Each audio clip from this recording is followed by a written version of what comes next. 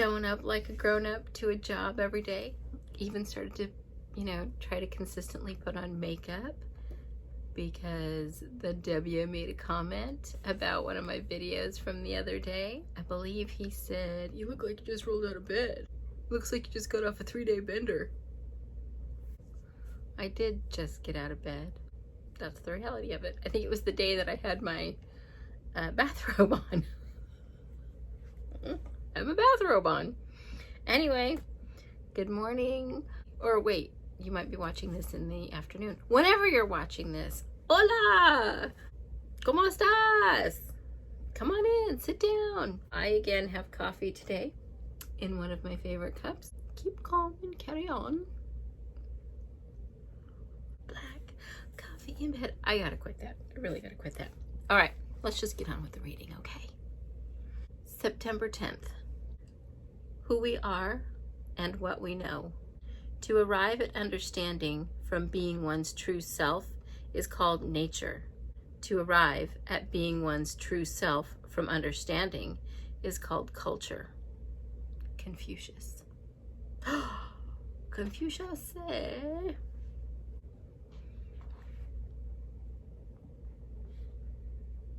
Ooh, it's when I go like that. Blinded by the light. Dun dun like a deuce, you know the roamer in the night. Squirrel! It seems we all learn in two ongoing ways. Being who we are helps us know more about this life, and what we learn helps us to be who we are. If we look at how we move through our days, we can see that we are all made of different mixtures of nature and culture. As a boy, I burned my hand on a stove and understand the dangers of heat. When experience is the teacher, I am a child of nature.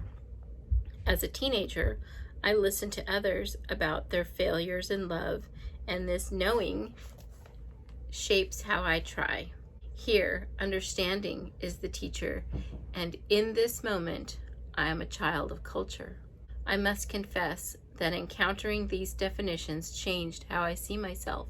For instantly, I realized that though I had prided myself on being deeply natural and experiential, I was, in fact, very cultural, mostly a watcher. It has since become clear that the danger for a natural learner is avoiding the need to turn one's experience into understanding. At these times, we become the flighty one who never strings the hurts and joys together into a lesson, the one who repeats everything.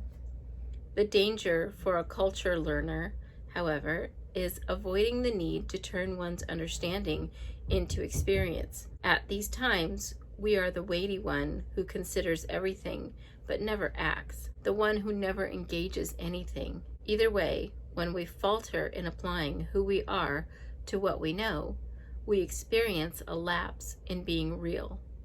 This is a chronic condition that I, for one, have experienced often. Indeed, as birds fly and molt, as spiders spin and trap, as snakes slither and shed, humans care and know. As the bird can't find much to do with its fallen feathers, as the spider spins and gets stuck in its web, as the snake ignores its already forgotten skin, we are left with our knowledge, intent that it be useful. But the use, it seems, is in the caring. Mindfulness moment. Mindfulness moment. Now. Center yourself, and as you breathe, look over your life and try to discover whether you are more natural or cultural in how you learn. Breathe steadily and ask yourself, who is your primary teacher? Experience or understanding? Note which is your strength and which you could invite more fully into your life. I'm going to have to think about this one. I think we are all a fair cocktail of both. I mean, how could we not be? There's a kid in here. These are good questions today. Here's one of those deeper days. Dang you, Mark Nepo. Really bringing the thoughts and the feels, aren't you? Which is good. That's why I'm here. That's why I love this book. I hope that most people on the planet are continuously looking for ways to be better people. I know that not everybody is, but I do always hold out that hope. I think being a mom of so many children, of all the things they will learn from me and from the world, that is my goal.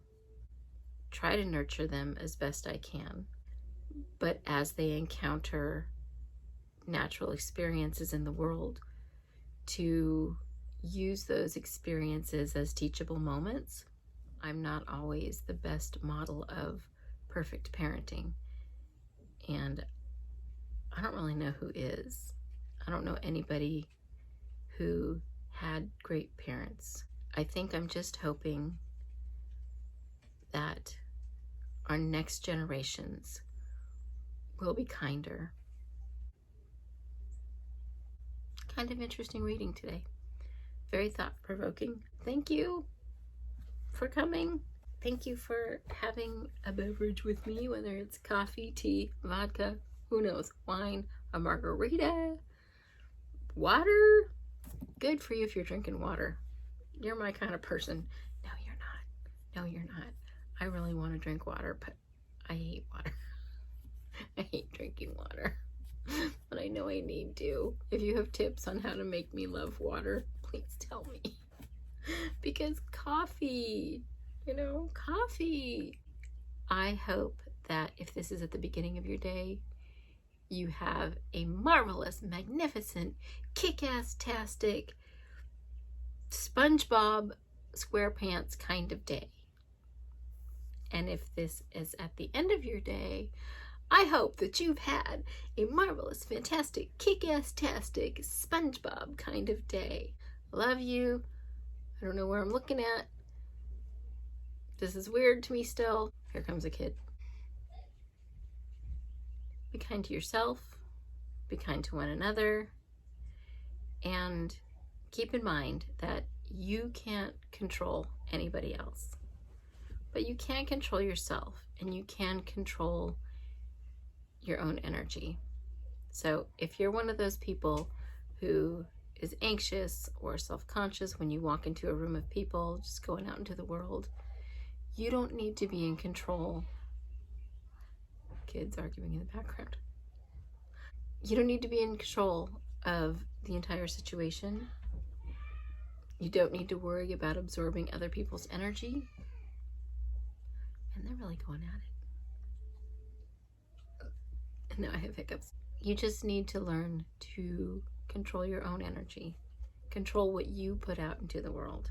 That's kind of the first step of not absorbing all the chaos that's out there. And I have an old dog over here trying to lay on a paper bag. It's just my life. Oh God, she's throwing up. No, she's not. I thought she was throwing up. That would have been a whole nother panic video. She's like 100, so whatever she's doing, I'm just gonna let her do it. I hope your day is beautiful. You can make your day however you want it. Decide in advance how you want your day to be, and then just make it that way. Accept nothing less. I love you. Thank you for coming and hanging out with me. Oh, and here's the obligatory know that we're on YouTube thing. It's very important that you click the little thumbs up thing. I don't know why. And I know these videos can be mind-numbing, but apparently the longer you watch, the better it is for how people find my videos. This is a lot to learn. All I wanted to do was read a book. And here we are. And there's kids arguing in the background again. Click the little, or if you thought it sucked, click the thumbs down. Be real, be like, no, dude, you suck. But if you give me a thumbs down, would you please give me a comment? Because this is a whole learning thing for me. And I don't know what I'm doing. I'm actually watching YouTube videos to figure out how to do this better. so that when people do show up, and here's another kid. No, no.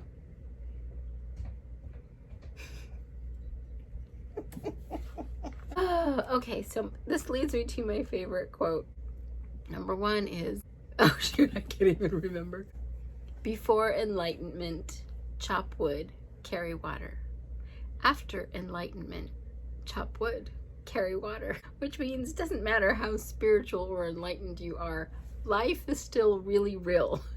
You still are probably going to have to chop your own wood and carry your own water, even if you are uber enlightened. In fact, probably mostly because you are uber enlightened, which I am not. I'm just tired. That's all I am. And I'm willing to show up every day so far. I'm going to stop rambling. And I'm just going to say, you're beautiful. I love you. Mwah.